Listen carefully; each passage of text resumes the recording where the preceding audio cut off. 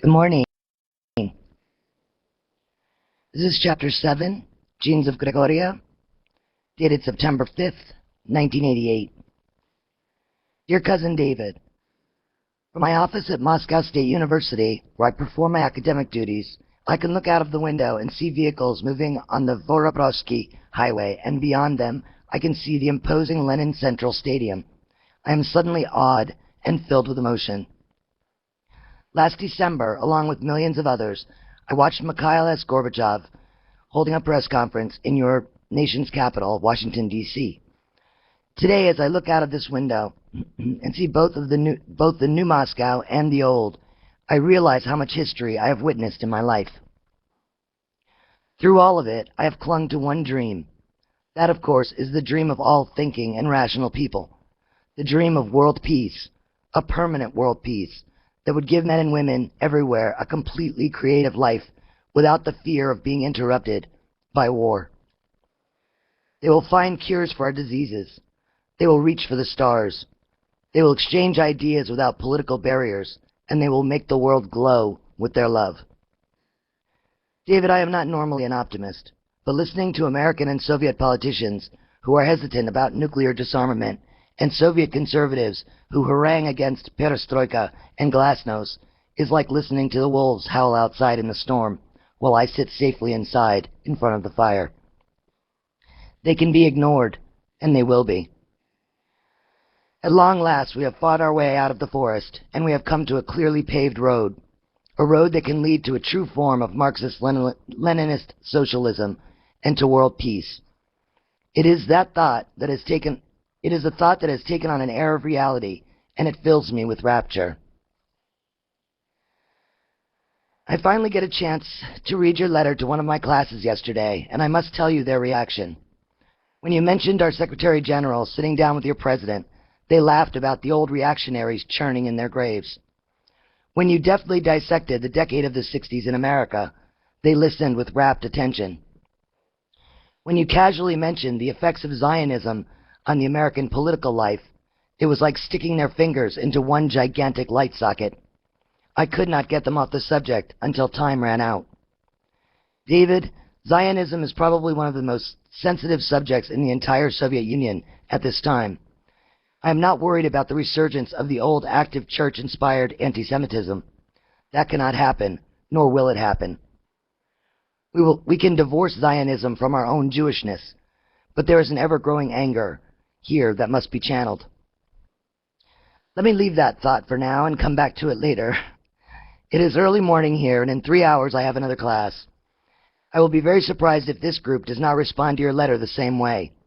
There are Jews in both classes, and I want to give you the end result of what I see as a long debate brewing.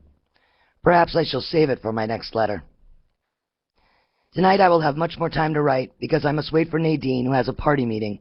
She is very excited and busy at this time. I see my wife only late in the evenings now. She has been given the great honor of being a people's representative to the Communist Party conference, at which Mikhail Gorbachev will make a plea for his reforms. I shall stay here and write. One of my students asked me yesterday to define the similarity and the major differences in the lives of Sasha and David. My students have asked me that before, and I have always hesitated to answer because I did not think that I knew you well enough. But after your last letter, I think that I know the answer. This is what I told them. David was not only taught to see the truth at an early age, but he was pulled by necessity into the world of reality from which he never escaped. I was sheltered as a child, brainwashed as a young adult. That is, if we can define brainwashing as having ideas put into your head without allowing you to doubt them. And the beliefs of my father was forged steel solid by the war. It took years for any meltdown that would bring me back to reality and to my own opinions. If Stalin had asked me to walk unarmed into the blazing guns of the enemy, I would have felt honored to do so. Patriotic and American as David is, he never reached that stage because his parents were not propagandists for the state as my father was.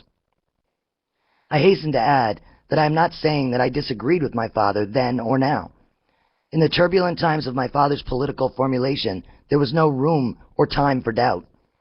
In that sense, I envy you, my cousin, because In that sense, I envy my cousin, but I also envy you, the young Soviets of today, who have the Constitution in your hands and the freedom to make what you wish of it.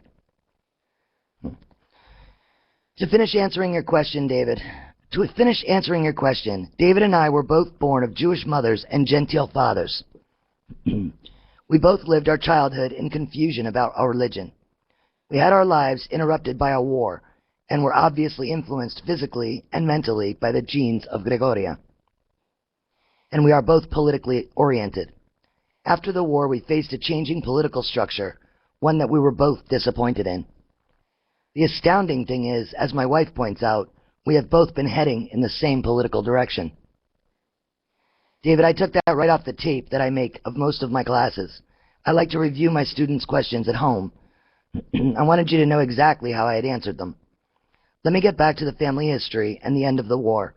As soon as our family was settled in Minsk, I was accepted into the Komsomols of the Young Adult Communist League. I wrote articles for Komsomolska Pravda. I finished my pre-university studies and entered Moscow University. I shall never forget sitting down at the dinner table and announcing that I had been accepted into the university. Sarah, Luba, and Nikolaya all kissed me, and we had a big celebration. It was a big moment in Truskoff history.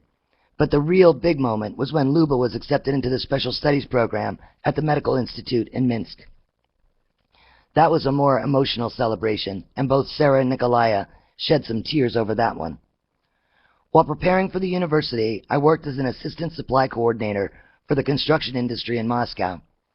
I helped to direct cement bricks and lumber to each housing project. I learned the woes of a Moscow bureaucrat, but I was a snowflake in a bureaucratic avalanche. The most important thing that I remember about the time was my pure joy of living.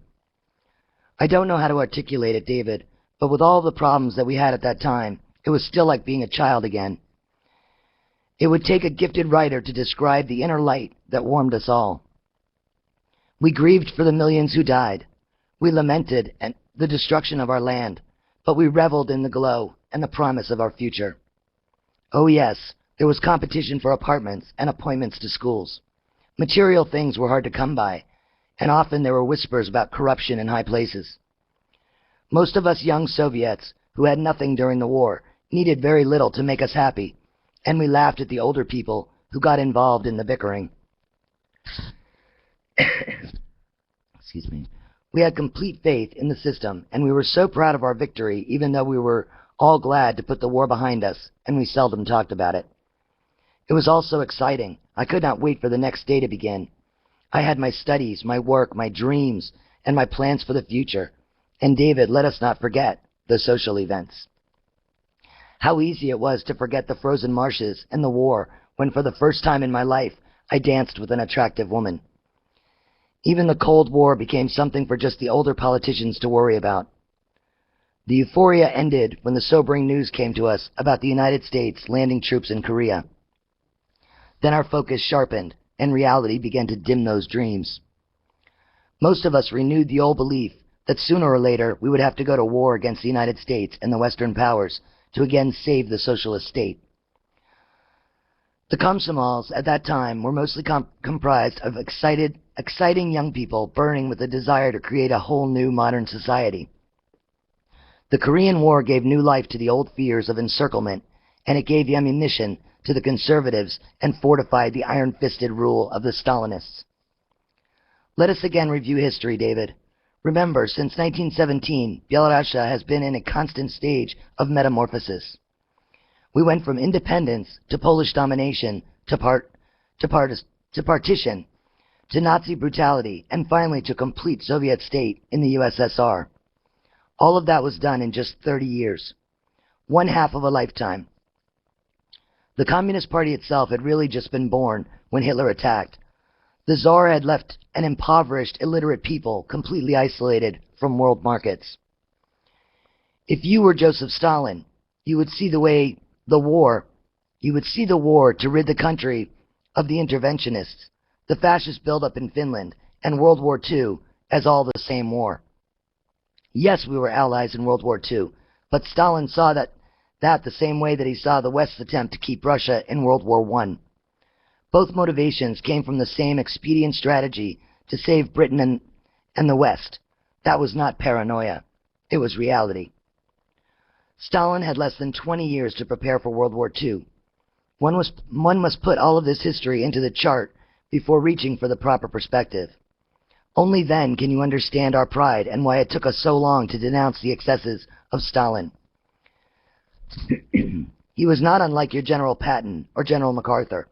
He was created for one purpose, which was to fight for the revolution and to preserve it. When that was done, he looked for another enemy to fight, whether they were there or not. When the war ended, he became an instant anachronism, as did MacArthur and Patton. They also looked for enemies. Patton wanted to attack the Soviet Union, and MacArthur wanted to attack China. So what does a young Soviet learn in the school? He has learned what seems to be a blank space in your history books, and that is about the outside forces that tried to overthrow the revolution of his beloved Lenin. Your history books, if they mention it at all, refer to the years from 1917 to 1920 as the Russian Civil War. Our history books document that, in 1918 alone, there were no fewer than 30 groups that had set up quasi-governments in our land, hoping that the French, British, and Americans would support them with troops, supplies, and money, then recognize them as legitimate governments. In one instance, the U.S. recognized such a phantom group, and without even knowing how much support they had, the U.S. committed $325 million to it. The money and the group soon disappeared. With an outpouring of American arrogance, the U.S. set up the American Railway Commission to reorganize the Russian rail system and to establish a propaganda office to keep Russia in World War I and to defeat the revolution. Of course, France and England tried to smash your revolution also, but that animosity was soon erased by the need from all three for trade and profit. The British and French businessmen were soon informed that America is only Europe with less structure. The Soviet Union was not Europe with less structure. It was many nations with more structure. Exploitation of the people and the resources by foreign investors was no longer possible. It was a hard lesson for some to learn, and not one that many would accept without a fight. The Nobel brothers, who took huge profits from the oil wells of Azerbaijan, saw the handwriting on the wall, and they sold their oil rights to that wild gambler, Walter Teagle, then the head of Standard Oil in New Jersey. On April 28, 1920, Azerbaijan became a Soviet state, but Teagle was convinced that the owner of Standard Oil and the United States would soon destroy the revolution, and so he paid $11.5 million for the oil rights to the fields in Baku. The fields that already had been nationalized, and Standard Oil's millions made the Nobel brothers very happy, but provided not one barrel of Baku oil for Standard Oil in New Jersey. Economics is the one true international language, and without trade between nations, there is no communication that is meaningful. It wasn't until the Lend-Lease program of the 40s that the American press began to humanize the Soviet people. It wasn't until your depression in the 70s, when your farmers were desperate for markets to sell their wheat to anyone, even the Soviet Union, that the Cold War began to melt and dialogue began. David, we both must keep in mind the old saying that every man is his own historian. But I must point out the relationships and attitudes between East and West were based on historical facts. How else can we build a model for the future? It is not only the older generation that clings to history, but also when political decisions are made at the highest level, history always tugs at every Soviet politician's mind. On the morning of May 14, 1918, the American cruiser Olympia sailed unmolested into Murmansk. Captain Buer then directed American forces to capture the towns of Kern and Onega and to push on to take the island of Mudyeg. It was a blatant invasion of Soviet soil. Captain Buer was helped to set up the death camps at Archangel, where thousands of Soviet citizens were put to death or simply allowed to starve to death. More American Marines were to land on Soviet soil, 5,000 men under the command of Colonel Stewart. who thought that the Soviet people would fall on their knees and surrender quickly. Instead, he found himself in a frozen hell and a death trap of his own making. One of my students pointed out the other day that the chairman of Standard Oil was the victim of his own country's incredible propaganda. In October of 1918, the New York Times ran story after story about the crumbling revolution. One front-page story claimed that the Reds planned a great massacre and that millions of Russians were to be slaughtered. Excuse me. I have a cold. The truth is, if it were not for the interventionists, the entire revolution would have resulted in very few deaths for a people's takeover of a nation. How many civilians were massacred in your revolution? I have read about places like Deerfield, where homes were burned and all the people were killed. American history courses are available in our schools. We have learned that hundreds of thousands of Americans slaughtered each other during your Civil War. Nikolai used to say that when the killing begins, all parties are at least partially to blame for letting the problem get to that stage. American anti-Soviet propagandists say that the kulaks numbered almost 6 million in 1928, and there were only 149,000 in 1934. Therefore, 5 million were murdered. There is no evidence that 5 million were murdered. Of course, there were few kulaks left. Their farms were collectivized, so how could they be kulaks? Kulaks were landowners who killed their cattle and burned their barns so that the peasants could not take them away. That contributed to the terrible famine during the years of 1921 to 1929. When the farms were collectivized and the landowners were put back to work, some imprisoned, they ceased to be kulaks. Many people died during the famine, kulaks included, but the murder of 5 million people is ludicrous. Much is made of the killing of the entire royal family. I will not defend that action, but the zealots who committed that dreadful act feared at the time that any remnant of the royal family who escaped would raise an army in the West and come back and try and regain power.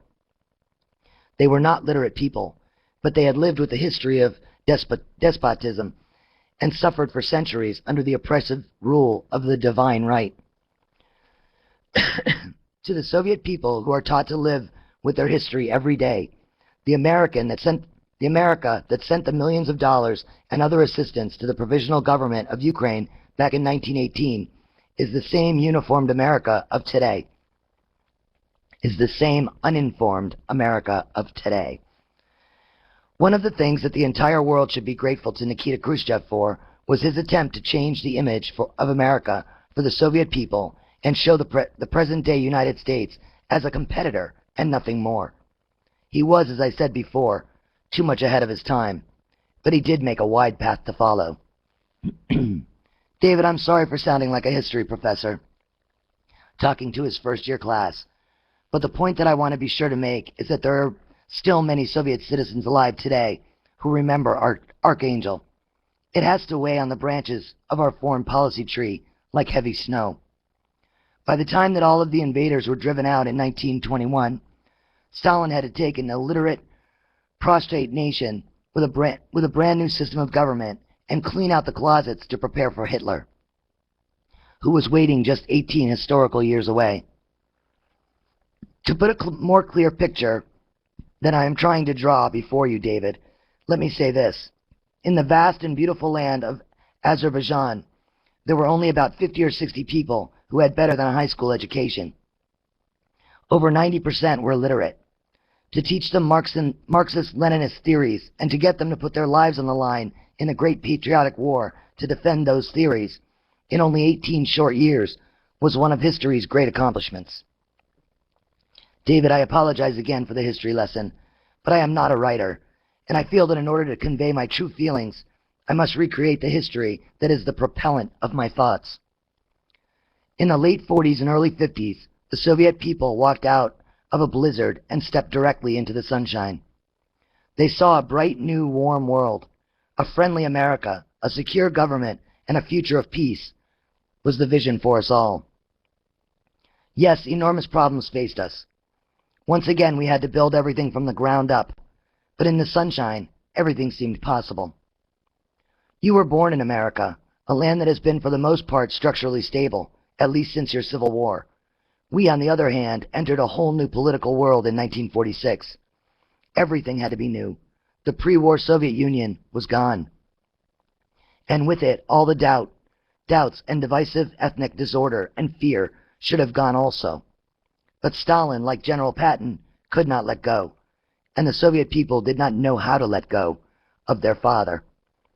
Even so, there was a feeling of family, and perhaps we should give Stalin some credit for that, because all during the terrible times of the war, he kept a steady hand, and we trusted in him. Yes, David, in 1946, we were all very positive. America was still thought of as our ally. Together, we would build a new world. I do not wish to overstate that.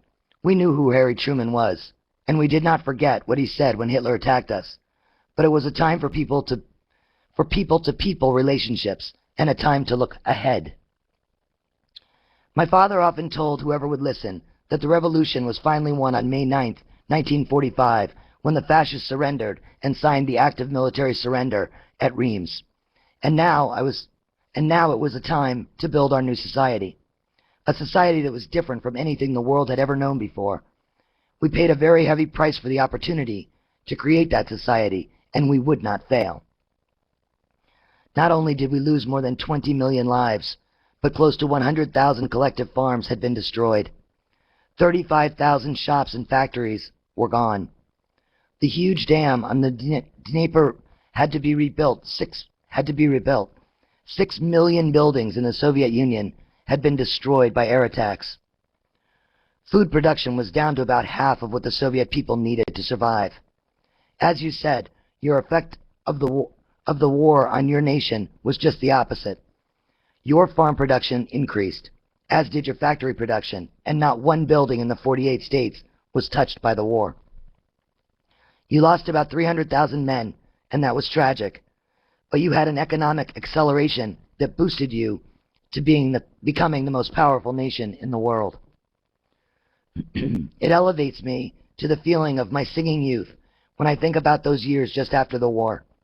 Many of us were getting married, building new communities, turning the scorched earth green again, rebuilding the factories, and reveling in the sight of the new Soviet Union beginning to blossom. We were enraptured with our own success. The climax came just 12 short years later, when we launched Sputnik. My mother died just a few months after we shocked the world with our satellite into space. At her funeral, Luba turned to me and said, "Can you feel the history?" Sarah's husband wore the red star of the October Revolution. She suffered through the raids of the Black Hundreds. She saw the Poles conquer her land and the bestiality of the Nazis, the new Soviet Union, and the launching of Sputnik. That pinpoints one major difference between your culture and mine. All 15 Soviet republics have their own history and their own culture. Yes, there is a blending, but not a melting. We live, as I said, every day with our history. Your melting pot concept forces new American children to erase too much of their history. Your own father asked you to do that. I am not saying that one way is right and the other is wrong. I am only pointing out the difference, because it has bearing on how we act. One professor here in the history department spent some time working in our United Nations mission in New York. When he returned, I attended one of his lectures. I remember him saying, "Americans are instant people. They have instant banking, instant breakfast, instant potatoes, coffee and tea, and even instant love, and instant history." When you deal with them, you must remember that, because it is not only their lifestyle, but also one of the secrets of their success. It is sometimes an asset not to be encumbered by too much history. Americans even tend to erase their own history as a matter of expediency. For example, when I mentioned to one of my students, sorry, I'm having some trouble with my computer today for some reason. For example, when I mentioned to one of my American friends the facts about their intervention in 1918, he denied any military intervention and told me that American Marines were sent there to protect American citizens and property.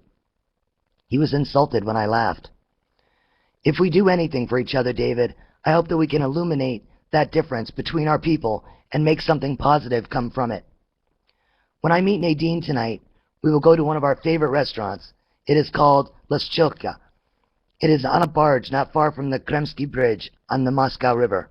We will drink wine and talk about this letter. She will again reprimand me for giving history lessons as though I am speaking to one of my students. Last night she said, I think I know what he wants to know about the Soviet Union. He wants to know how much money you make each year, and how much does your wife earn? How much meat can you buy, and how much does it cost to buy an automobile?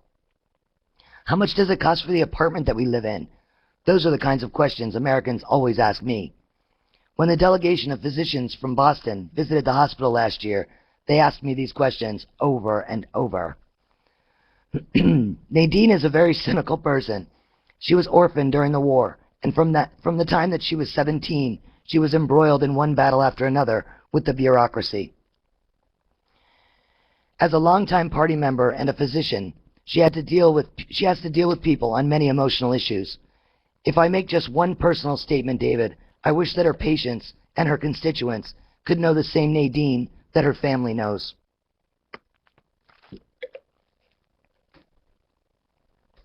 Outside, she is a non-smiling woman Outside, she is a non-smiling, hard-working, intellectual machine. At home, she is a warm, loving woman who laughs and cries when watching old movies or reading a novel. She completed her secondary school and scored very high on her examinations. She applied for the medical training programs that would send her first to the university and then on to medical school. She was rejected. When she came to the Komsomol group, where I was a member, she was accused of using the young party members for personal benefit. She asked them for help in getting her into the medical program. Nadine, seething at the criticism, dropped out of the Komsomol group. I was heartbroken when I heard that she had left. I had never spoken more than a few words to her, but my knees went weak when she walked into the room. I finally got up the nerve to go to her apartment and ask her to go to the Komsomol social dance with me. She accepted, and I must tell you about that night because she changed my entire direction. Prior to meeting Nadine, I could not imagine Sasha Nikolaevich ever saying anything negative about communism, Stalin, or the Soviet Union. Suddenly, a woman who had many negative things to say had enchanted me. I had no idea that she accepted my invitation to take advantage of an opportunity to stick pins in me. I had written a very controversial article in Komsomolsk Pravda. I'm going to just say Pravda because I can't pronounce that word. About the young communists of today and tomorrow. It wasn't a very original piece. It wasn't well written. It contained very little in the way of new thought, but it changed my life. Today it might even be called childish, but at that time, any persons who challenged any aspect of the system took a risk. The point of the article was simply that the war and revolution were behind us, and that we should work now to expand modern education for our children without letting old propaganda get in our way. I suggested that we had to open the entire world to our students and begin teaching other languages, including English, in the lower grades. As I said, David, there was nothing new in that, but then I made the mistake of adding that a review must be made of the student selection system, because there is evidence that some students are, in fact, getting preferential treatment. Students who come from educated Russian parents maintain an insurmountable lead over those from rural areas and examinations, while written to stimulate and awaken the talents of the students in their own languages, still perpetuate a standing intelligentsia. David, I had no idea that it would cause such a furor. To be truthful, if I had known of the consequences, I would not have written it. It was the spring of 1950, and Stalin was still in power. The Soviet Union was feeling the icy gales of the Cold War, and giving negative material to the foreign press was considered an act of treason. Our atmosphere was no better than your McCarthy madness in those years. One thing that sets us apart from America in the 50s is that we were used to obeying orders, that we were in danger of losing our very essence of the teaching of Marx and Lenin, the way you were in danger of losing your democracy. My editor and I were severely reprimanded by party officials, who accused me of everything from writing propaganda for the foreign press to meandering into a field that I knew nothing about. The editor and I both apologized, and that is what angered Nadine. When she sat across the table from me at the dance, I could see the fire in her eyes. "If you dislike me so," I asked, "why did you agree to come with me?" "Because I may not get the chance to say the things to you that must be said." "So that's it. Well, stop embarrassing me in front of my friends. We shall go outside, and you can say whatever you wish." I didn't think that she would get up from the table, but she did. That night, she did for me what your parents did for you when you were a child. Politically, I was a child. She brought me into the adult world. She shocked me with her very first statement. "Sasha," she said, "perhaps you may not understand what I am going to say, because you are one of the privileged class." David, to the son of Nikolaya, who wanted only to serve the party, those were indeed insulting words. But she did not let me respond. "You are," she continued, "the son of a state hero. You yourself are a war hero. You are intelligent, tall, handsome. You would be privileged in any society. If you failed your exams, they would give you another chance. They would give you a second if you failed again, and a third.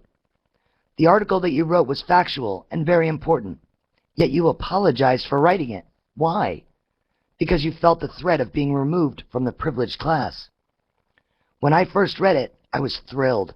I thought that you had written it because of me." "Wait, Nadine, I cannot let you go on.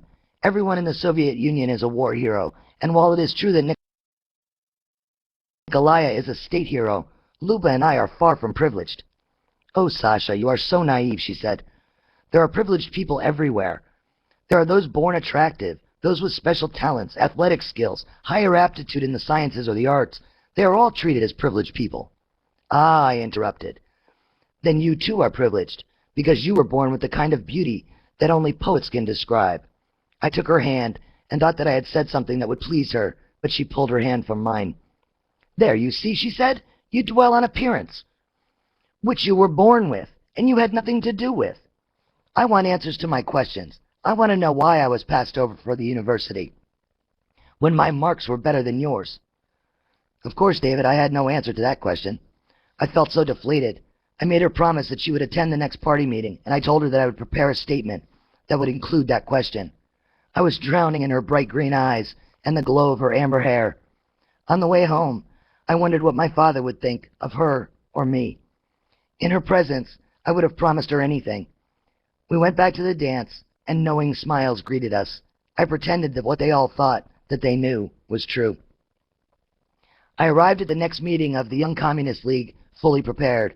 I can remember that I was nervous, especially after I noticed Nadine sitting among them. At first, many there were shocked by my presentation. After all, I did apologize for the article. I withdrew the apology because I said that there was more evidence of unfairness. I cited Nadine's case and asked them the very same question that Nadine had asked me. There was a very long and loud debate.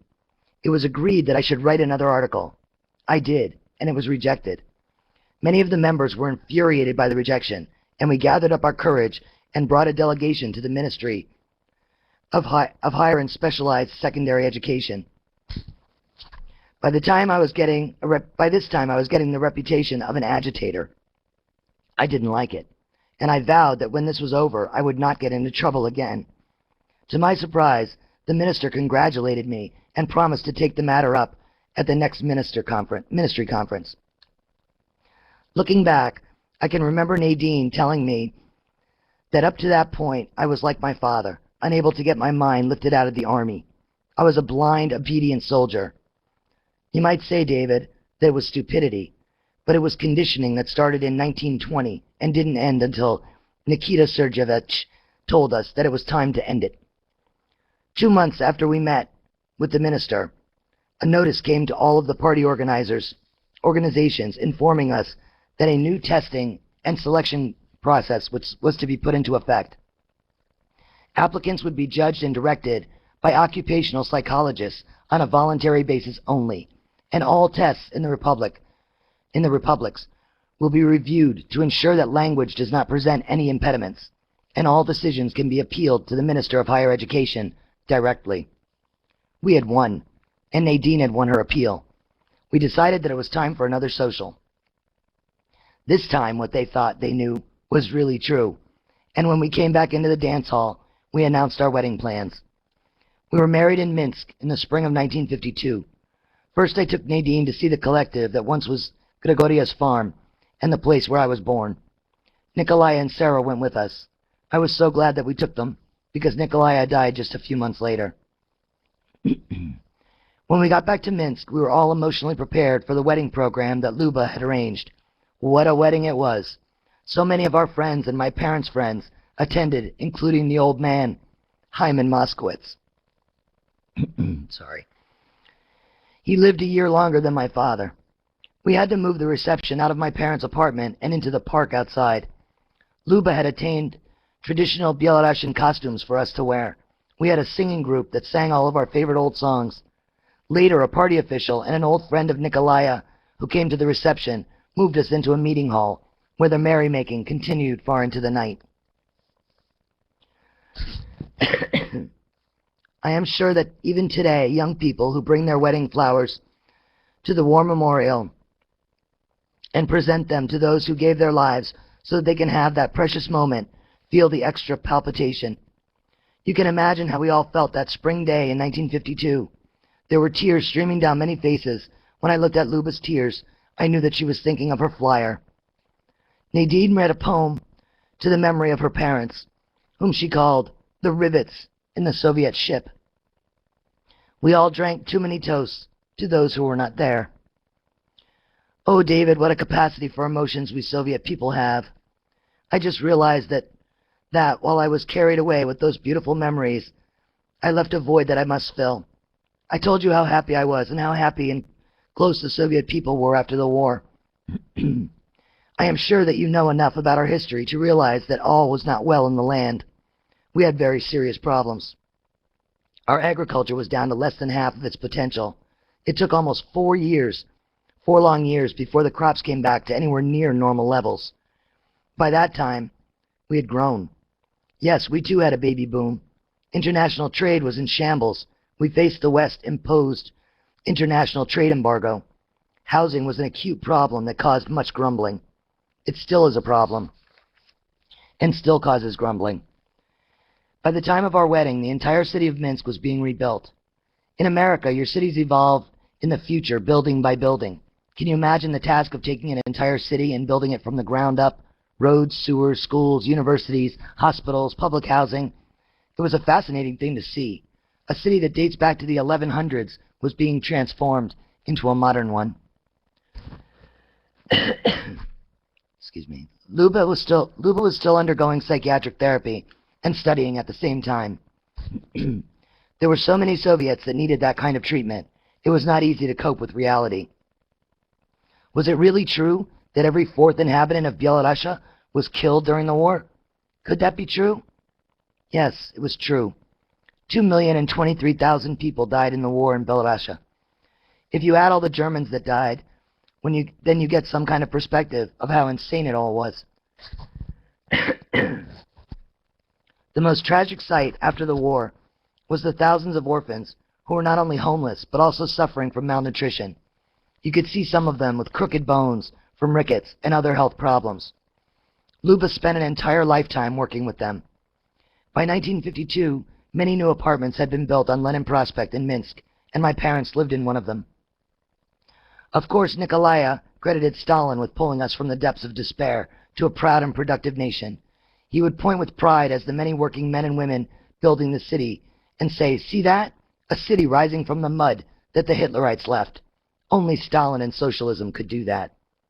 Of course, David, I don't have to tell you how much I loved him and how much I miss him. But I am glad of one thing. When the anti-Stalin speeches were made, he was already too sick to respond. Although he did hear some of them at the beginning, and I know that it pained him. He did not live to see the de-Stalinization of the Soviet Union. I suppose that if it were not for Nadine, I would have remained as conservative as Nikolaya. The anti-Stalin period was very painful for all Soviets of my generation. I had Nadine to prepare me for Nikita Sergeyevich, who hit us like a bucket of ice, a bucket of ice water on a hot July day. The major events of 1952 was, of course, the 19th Congress of the Communist Party. It was the first that Stalin had called since before the war in 1939. The whole world had changed since then. The first 5-year plan, or Pyatlenka, initiated in 1927, was the beginning of our industrial revolution. Stalin thought that he could, or I should say that we could, mirror the industrial revolution of the West. The next 5-year plans were already war plans. In February of 1946, Stalin set industrial goals that he felt would soon bring us eye to eye with the West.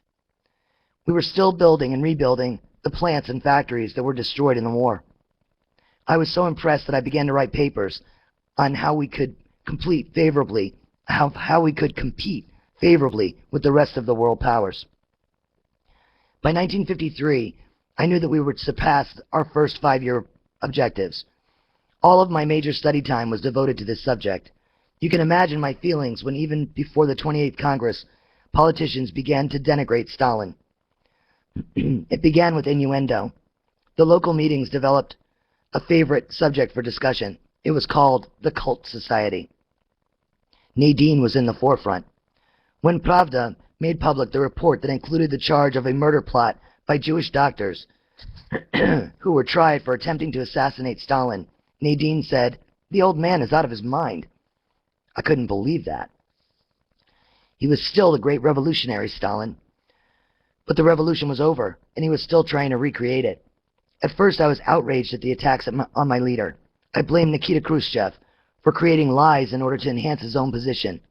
But the evidence kept mounting. The Pravda story appeared just weeks after all the people of the Soviet Union mourned the death of the man we saw as the creator of the new Union of Socialist Soviet Republic.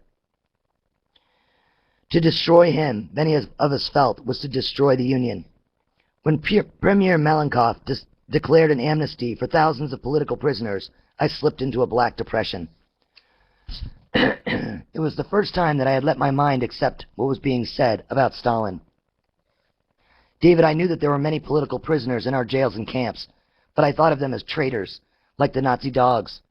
I never suspected that so many could be innocent victims. Nadine soon made me realize that I myself was close to landing in jail or being expelled from the university. Did you ever try to put a truck going 60 miles an hour into reverse? There were many of us, and there still are many older Soviets with broken gears. Nikita should have found a way to slow the truck down first. The trouble that we are having today in rehabilitating the victims of the Stalin purge is the lack of factual evidence. For example, the party has rehabilitated Nikolai Bukharin. Many questions remain, however, about the man who was once editor of Izvestia and a constant thorn in Stalin's side. I always tell my students to recreate history first, then put yourself in it. Then read the textbook. In that way, you can easily take the bones from the fish, the opinions from the fact. You are Stalin. You have just defeated the interventionists. The Trotskyites are on your left call for appeal on the international proletariat for worldwide revolution. On the right, he had Bukharin, who might have had good intentions when he spoke of more democracy, but still he was a disruptive force. In front of him, Stalin had the real world. Almost 35 million people were starving. They wanted bread, not politics. They wanted it now. They ate birch bark and made flour from acorns to survive on. Most could not read or write. Factories were not producing because the machinery was all outdated and suffered from lack of maintenance. Foreign markets were closed to him. Lenin had his first stroke and was mostly just an inspirational leader until his death in 1924. How do you arrange those priorities? The crop-killing drought of 1921, which was the major cause of the famine, was a much more formative foe than Trotsky was. The people had to be fed and educated. Kulaks and the peasants that they had under their influence, like your blacks on southern plantations, were killing their cattle and burning their barns and fields. You had to pacify your political enemies, deal with the problems of the people, and then prepare for war. How did he do it? With all those different cultures and languages, and the subservient, illiterate peasants moved only by the fear of the church, provided what must have seemed like insurmountable obstacles. He was still able to bring them all together in a very short time, under one leadership. Perhaps fighting the Nazis in the 40s was the easiest thing he had to do. The Nazis, at least, helped to galvanize the people. David, I am not preparing a defense for Stalin. I am only putting history into the spotlight of reality. My father often compared himself to Stalin. They both went to church-run schools. Stalin dropped out of the seminary, or was expelled. Nikolai refused to attend the seminary. That was the only higher education available to him. Both men felt close to the peasants, Both men felt closer to the peasants than to the intelligentsia. Their actions were those of the pratiki, not the ideologues. They both lived practically, their entire lives, with death on their shoulders. They were fighters, who each day put their lives on the line for what they believed in. I must state all of these things, David, because no matter what anyone says about Stalin, he was my other father, and the father of all of us who fought the Great War. It is easy to understand why Lenin and other intellectuals distrusted him and kept him at arm's length. He was much too gruff, too confrontational, and too much a Slavophile to care about the political nuances of Lenin's tactics. He was, however, exactly what we needed at the time. As Nikolai said, by the time that the intellectuals got through arguing with each other about tactics, the West would have overthrown the revolution. Stalin made mistakes. That was certainly understandable for a man born in the village of Gore in the state of Georgia. His mother was a girl in her early teens who was probably sold by her serf father. His own father was also a serf, being owned by the landlord, Joseph Koba, rose from the most humble and humiliating circumstances to become one of the most powerful leaders in the world. He fought the so-called Civil War and organized the Union. To young Sasha Nikolaevich Truskoff, he was our Abe Lincoln. Stalin lived by instinct. He was a tiger in the woods. He never had the luxury of being able to act from a position of stability. Before the hot war had ended, the Cold War began. To him, it was just a continuation of the war of intervention. Once again, he warned of the encirclement policy of the West. He felt that almost every political move that he made was in response to Western threats. The threat of the U.S. Republican presidential candidate in 1948 to ring the Soviet Union with nuclear weapons was a death threat to Stalin and his people. He acted accordingly. His defensive siege mentality was further encumbered by the weight of the reality that once again stood in front of him. The devastation of the entire country and the 20 million or so homeless refugees presented what appeared to be insurmountable obstacles. He had all that domestic rebuilding to do at the same time. Time is short, panic. He started to prepare his nation militarily and psychologically for the next war, which he was certain was just a few more years away. He must have felt like a treed fox, with the dogs barking below. He could jump down and try to kill the dogs, but that would get him shot for sure. Remember that early in the war, we had all heard of the West's response to the Nazis' sneak attack on the Soviet Union. My father came from a meeting of high-ranking officers and told his partisan fighters that your Truman had said in the New York what your Truman had said in the New York Times. He thought that Americans should support the Germans when the Russians are winning, the Russians when the Germans are winning. That way he could rid the world of more of us. In my father's lecture that day, he told us that we were not fighting a country, we were fighting fascism, and fascism was all over the world, so we should prepare for a long war. To this day, many older Soviets remember that because it was repeated often and many times during the Cold War, for which we blamed Truman. Churchill, who made similar statements, and the Nazis and the Belarusian traitors were all the same enemies to Nikolai. Land-lease programs did little to change that, because by then, the British needed saving. Hitler could have invaded England successfully after the British defeated Dunkirk.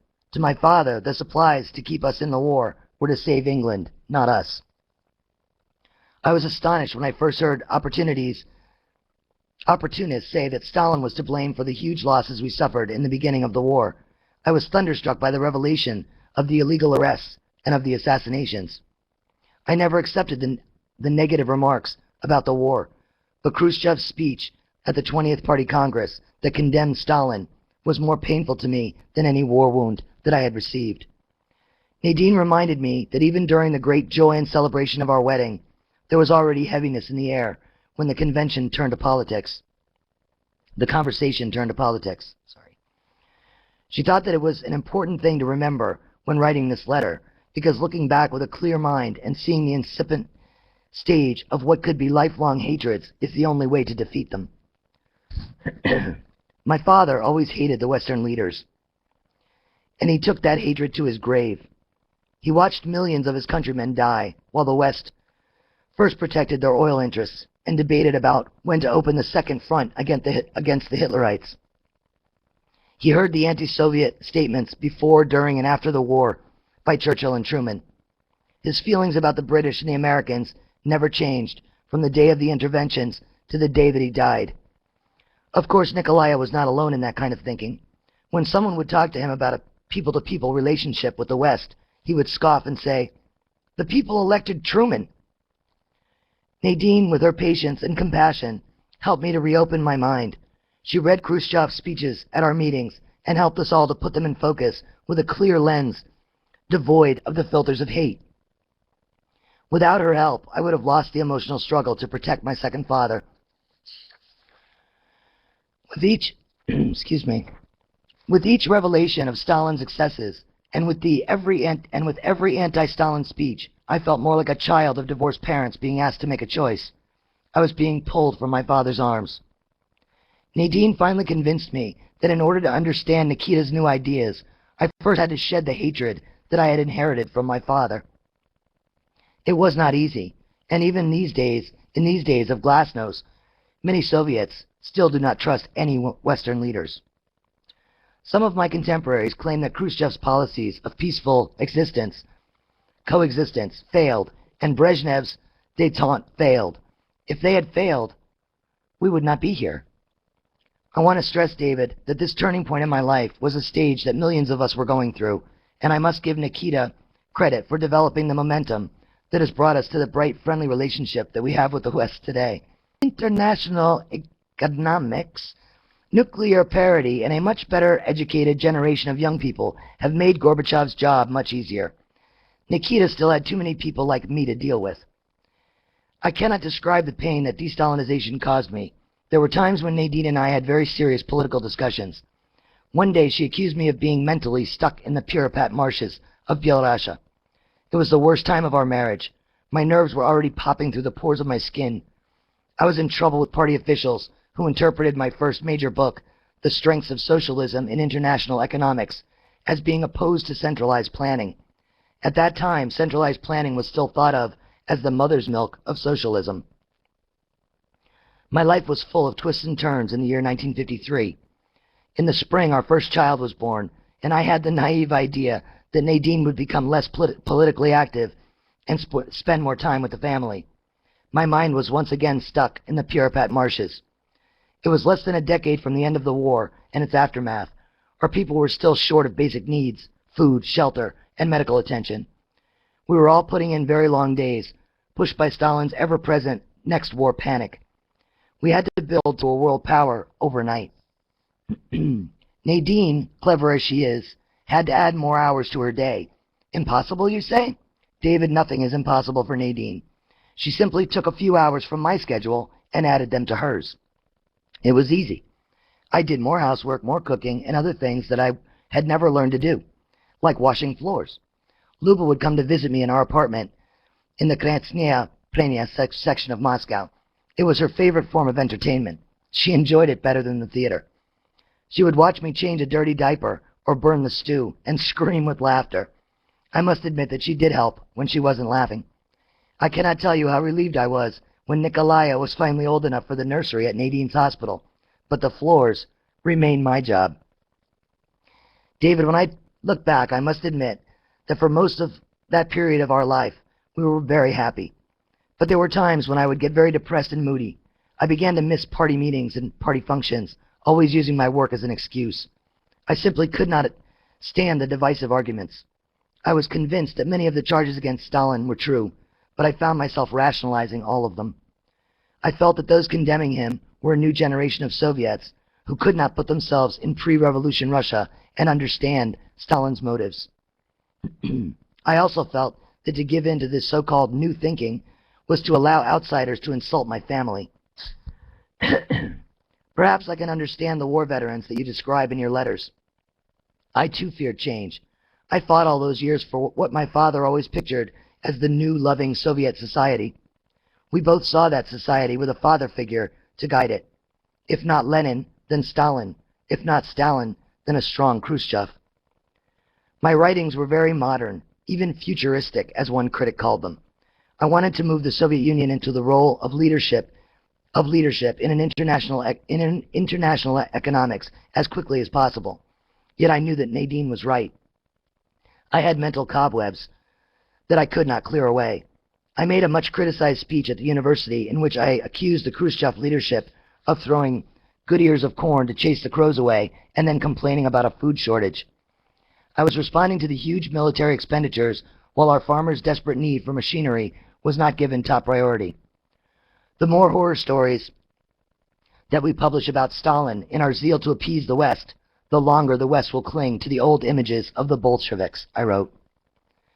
After the speech, Nadine accused me of thinking with my father's brain, and our relationship became strained. It frightened both of us, because no two people ever loved each other more than we loved each other. We agreed to attend a seminar at Zelengradsky on the Baltic Sea. It was just north of Kaliningrad. The man who chaired the meeting was an ex-priest of the Orthodox Church. He was then 83 years old, and from his old church in Riga, he saw a great deal of Russian history pass by. He never spoke to any of us about religion, but he made us see how and why Stalin was created. Stalin was out of a broken mold, he told us, because he was a product of a Russia that can never exist again. Stalin's mind was shaped in the bloody streets and in the killing fields. Strikes, political assassinations, fear and intimidation were his teething rings. No, there will never be another Stalin, because there will be no turning back from the new educated and free society that we now have. The old priest pleased me when he predicted that someday Stalin would be rehabilitated. There will again be statues of him standing in the Kremlin, but Soviets will know him as the only man who could have held the Union together and fought the Great War. He was, after all, the presiding figure in the formation of our Union. Our young people will learn that, but they will also learn that today he would be a bird without wings and a destructive force in our present society. Before we left, the ex-priest told us that it was all right to hold on to our love for our father, but to see him as adults, eye to eye, not as children looking up. I came home without the cobwebs. When we returned from the conference, I had a letter waiting for me. It informed me that I had been refused the teaching post that I had applied for. Piled on top of my vexation was another review of my writing in which the critics called economic fantasy. Without telling me, Nadine had sent a copy of my work to the party secretary and pointed out that my views paralleled those of the People's Communist Commissar of International Trade, Anastas Ivanovich Mikoyan. A short time later, an article appeared in Pravda that called my work far-sighted and the kind of thinking that can bring a better life to the people of the Soviet Union and to their children. I had been exonerated. Soon after, I was offered a better teaching post. A few years later, I think it was in May of 1956, Nikita Khrushchev presented to the Supreme Soviet a plan for decentralization of some of the Soviet industry. It was what I had recommended as a young economist back in 1953. I became a kind of academic star. You see, David, it pays to be married to a physician who also happens to be a member of the Moscow Soviet. Tonight when I meet with her, she will be all aglow with excitement. This morning we discussed what she would wear to the June 28th conference of the National Communist Party. She decided that she couldn't wear her red dress because the seats are all the same color in the Great Hall. So she must select her gray suit with a red blouse. And I must admit that I am having trouble trying to hide my envy. The last person who addressed such a Congress was Stalin back in 1941. To say that she worked hard for this honor is to understate the facts. Of course, Nadine serves on the Medical Benefits and Hospitalization Committee, but she is also very active in the field of public housing. You must understand the differences between our city governments and, say, the government like your city of New York. Our city government is more like a board of directors of one of your big corporations, except our shareholders are the people of the city. For example, the city owns almost all of the housing. That is changing some, but for now the city and or the state housing is the rule. Nadine is a member of the Moscow Soviet, which has about 1,200 deputies. The Moscow Soviet is the leadership group that until now was made up of representatives chosen from party members. Under the new reconstruction of Perestroika, the members will be elected from and by the citizens. That will please Nadine and me. We have both advocated that for some time. The members are, in the same Soviet scheme of things, a very influential and prestigious group of people. Many of our national leaders have come to this group. Primarily from the mayor's office, the mayor and his professional staff of managers run the city. The deputies, like Nadine, serve as liaison people who present the wants of the citizens to the managers. Nadine was selected because of her years of involvement in the field of housing. Do not ask me where she finds the time to be a people's deputy, hospital administrator, physician, mother of 4 children, and wife to 1 husband. She laughs when friends ask her that question, and she usually has a flip answer. Last week she had a colleague of mine convinced that she gets extra energy from drinking cabbage juice. It is an old family joke that goes back to the days of Gregoria and Natasha. But the poor man was about to rush home and try it. I had to tell him that Nadine has a knack of being able to clown without smiling. She gets involved in everything from housing to juvenile delinquency cases. She thought, as I did, that the prison system was fine in the 40s and 50s, but Moscow began to outgrow it in the 60s, and more the professionals took over. We both feel that today there is a need for a full-time council that would meet every week with full-time specialists. There is much resistance to this idea, because if there is one thing that Muscovites fear, it is an ever-growing bureaucracy. Today, the city of Moscow employs close to 2 million people. Now, I must be explicit, lest you think they are all political hangers-on. Nadine became actively involved in housing when we had to wait so long for our first apartment. There are still many who have to wait to what amounts to an unfair length of time. The situation must be studied from the beginning. After the war, the entire population would have moved into the city. There they felt they could find food and shelter, and a sense of stability. Other cities were completely razed. Over 1,700 towns and more than 70,000 villages were gone. Priorities had to be set, and tough decisions had to be made. The local and national government's primary function is to create and enforce law. Your local and national government's primary function is to create and enforce law. That is a minor section of the Moscow government. The mayor of Moscow is, as I said earlier, like a chief executive of one of your major companies, or should I say one of your holding companies. The American holding company merges many companies under one roof for the purpose of selling stock and acquiring power. The motivation of the Moscow mayor and his staff are very different. The city is the holding company.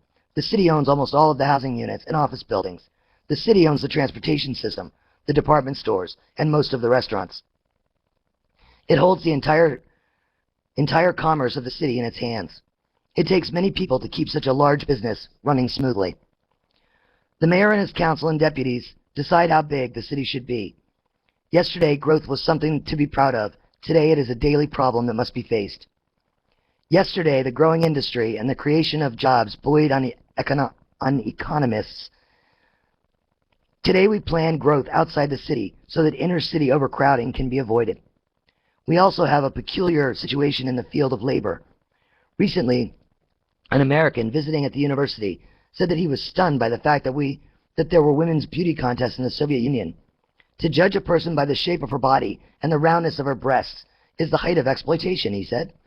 Then, in answer to a student's question about women's rights in America, he said, "It is all well and good to allow everyone to choose their own lifestyle. Women in America can do that. But it is another thing to denigrate a much-needed and important function that some women would prefer." I am personally appalled at the way some American women who choose to be housewives are ridiculed. Well, David, we did the same thing. We maligned people who were in what we saw as the pampering professions. Now the city of Moscow is begging for waiters, beauticians, nurses, and other service occupations that are so important. We are training fashion designers and nurses right here at the university. Our television today makes it a point to elevate the workers in those fields. For those of us who crawled out of the ground in 1945, it is all a cultural shock. I love to see the glow of the new Soviet woman, but I must confess that the painted, freakish, almost naked rock stars that we have on television repulse me. David, I am old, but I'm not that old. Do American men really find a woman with orange and blue hair sticking straight up sexy? There are, of course, those who will always say that progress is in the eyes of the beholder. We have come a long way in the service occupations, but never try to rush a Soviet waiter. He is walking a fine line between being a demeaned servant and an important part of our ever-growing tourist industry. A verbal push, and he may tell you to go someplace else. It is strange because your economic reports tell us that restaurants in the United States are having trouble finding students to work at them in summer jobs. A female American student that was here for the summer games told our group of student reporters about going to school in New York and working in the city. She described what she called a deli restaurant at the lunch hour. She said that in 2 hours, hundreds were served, and she pictured people shouting and waiters running this way and that. We all laughed because we thought that she was exaggerating, but she assured us that she was not. She was simply complaining about how slow the service in our restaurants was. One of Nadine's colleagues, who happened to be sitting next to me during the interview, leaned over and whispered to me, "She should take that up with Tsarina Nadine." Nadine often angers waiters by prodding them to hurry the service. I try to get her to relax and enjoy her meal the way most Russians do, but time is so precious to her, especially in her emergency room, that she cannot stand to see anyone taking their time in performing their duties. Last page. Nadine often complains about the attitude of our society towards nurses and how difficult it is to obtain them. Again, the Soviet mentality is at work. Soviet women feel exploited as nurses. They all wanted to be doctors. Today, with the new high-tech medicine being practiced, all that is changing, and skilled nurses and technicians are in high demand, and they have much more dignity. Well, David, I will close now and leave that discussion that I had with my students about your last letter until the next time. I cannot mention such an emotional subject as my own Jewishness and feelings about Zionism, just as an aside. Nadine's meeting must be ending now, and she will want me to listen to her statement about what perestroika means in terms of better health care and expanding hospital services. We will be up late talking at Les Choca until it closes. I wish you and Marge could join us there. We both look forward to that evening. David, I will not be able to mail this letter for a while. I always write in Russian, and then Nadine and I work on the translation together. I am preparing examinations for next week, and I have department meetings to go over. Nadine has her big conference, so we will be quite busy. You will forgive us if this letter is late in arriving. With a wish for your good health, and a sincerely added wish for the good health of all of your family, I remain your cousin Sasha. Thank you. I know that was a long chapter, and I will see you next time for Chapter 8. Thank you.